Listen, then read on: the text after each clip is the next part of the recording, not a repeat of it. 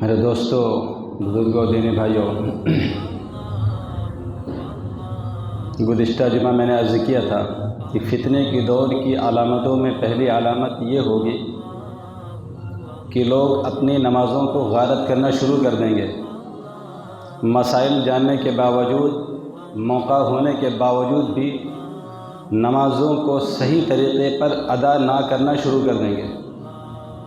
وہ حالات آج ہمارے سامنے ہیں۔ پڑھا لکھا، ان پڑھ، سمجھدار، ناسمجھ، ہر ایک کا حال یہی بنتا جا رہا ہے کہ نمازوں کی طرف سے جو تھوڑے سے لوگ پابند نظر آتے ہیں، نمازوں کو صحیح طور پر پڑھنے کے بھی وہ بھی پابند نہیں ہیں۔ بڑی کوتاہی پائی جا رہی ہے۔ ان کوتاہیوں کو، کمزوریوں کو دور کرنے کی ضرورت ہے۔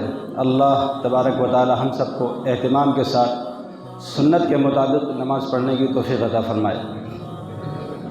دوسری بات جو حدیث شریف میں آئی ہے وہ یہ ہے کہ امانت ضائع ہونے لگے گی، یعنی امانت میں خیانت شروع ہو جائے گی۔ یہ بھی فتنے کا دور ہے، کیونکہ رسول اکرم صلی اللہ علیہ وسلم کا زمانہ، یا جس کو خیر القرون کہا جاتا ہے، یعنی حضور اکرم صلی اللہ علیہ وسلم، صحابہ کرام کا زمانہ، تابعین کا زمانہ، بعض روایت کے مطابق تبع تابعین، یہ خیر القرون کہلاتا ہے، یعنی سب سے اچھا بہتر زمانہ خیر القرون کا تھا۔ پھر آہستہ آہستہ جب دوری ہو گئی ہے رسول اکرم صلی اللہ علیہ وسلم کے دور سے، تو حالات بدلنے لگ گئے ہیں اور فتنے پیدا ہونا شروع ہو گئے ہیں۔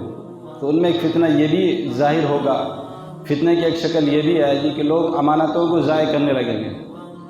امانت کے الفاظ قرآن اور حدیث میں متعدد جگہ پر استعمال ہوئے ہیں۔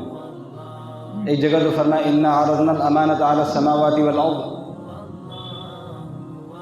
کہ اللہ نے آسمانوں اور زمینوں پر امانت کو اتارا۔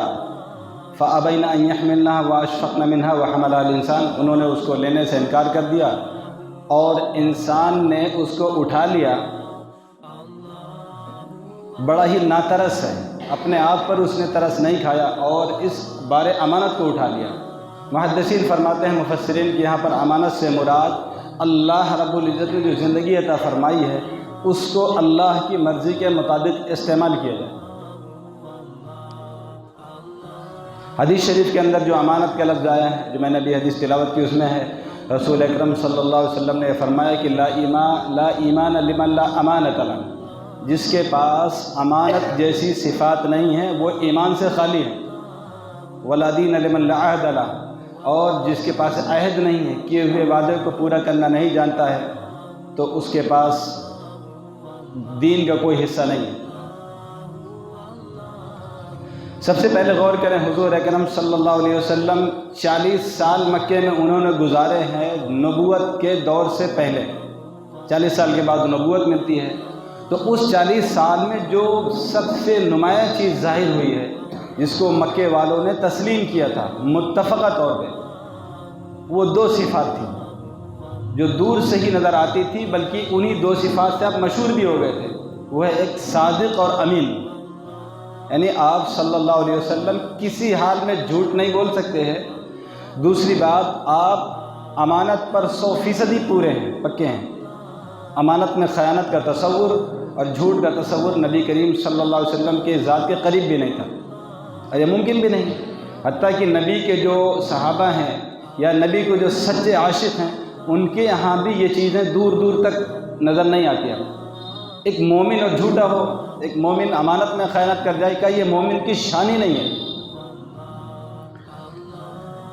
تو نبوت سے پہلے جب اسلام ہی نہیں آیا تھا، سارا مکہ کافر اور مشرک تھا، بت پرستی میں ڈوبا ہوا تھا، انہیں بھی جب رسول اکرم صلی اللہ علیہ وسلم کو پکارنا ہوتا تھا تو وہ بھی احترام میں نام نہ لے کر کے صادق اور امین کہا کرتے تھے، کہ صادق آ گئے، امین آ گئے۔ بہت مشہور واقعہ ہے، جب کعبۃ اللہ شریف کے نئے سرے سے تعمیر ہو رہی تھی اور حجر اسود کا معاملہ آیا تھا، آپس میں نا اتفاقی ہوئی، تو انہوں نے یہ مشورہ کیا کہ کل مسجد حرام کے اندر جو سب سے پہلا بندہ آئے گا، ہم اس سے فیصلہ کرا لیں گے۔ جب صبح پہنچے تو رسول اکرم صلی اللہ علیہ وسلم کو موجود پایا، تو انہوں نے برجستہ یہ ایک نعرہ لگایا تھا کہ صادق آ گئے، امین آ گئے، اب یہ جو بھی فیصلہ کر دیں گے ہم اس پر تیار ہیں۔ یہی 2 لفظ، ان کا صادق اور امین آ گئے، اب گھبرانے کی بات نہیں، فیصلہ ہوگا انصاف کے ساتھ۔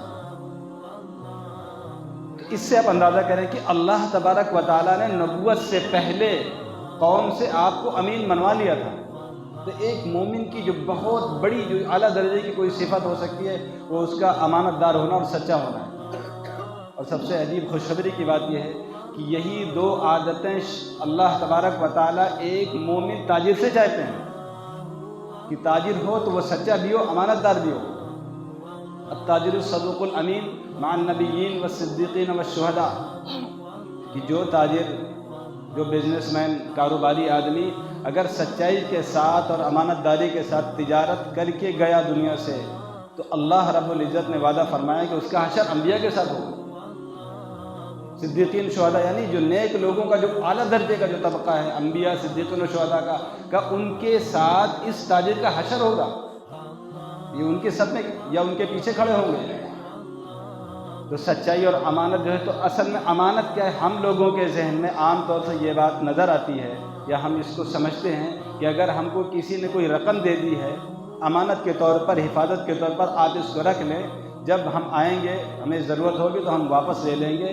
تو اس رقم کو واپس کر دینا صاحب مال کو، اس مال کے مالک کو، ہم نے سمجھا اس کا نام امانت ہے۔ بے شک یہ بھی امانت ہے لیکن یہ تو معمولی درجے کی امانت ہے۔ امانت پوری زندگی ہے، یعنی جو ہماری ذمہ داریاں ہیں ان ذمہ داریوں کو پورا نہ کرنا، یا اللہ رب العزت نے جو نعمتیں ہم کو دی ہیں وہ اس کی مرضی کے بجائے اپنی مرضی سے استعمال کرنے کا نام خیانت ہے۔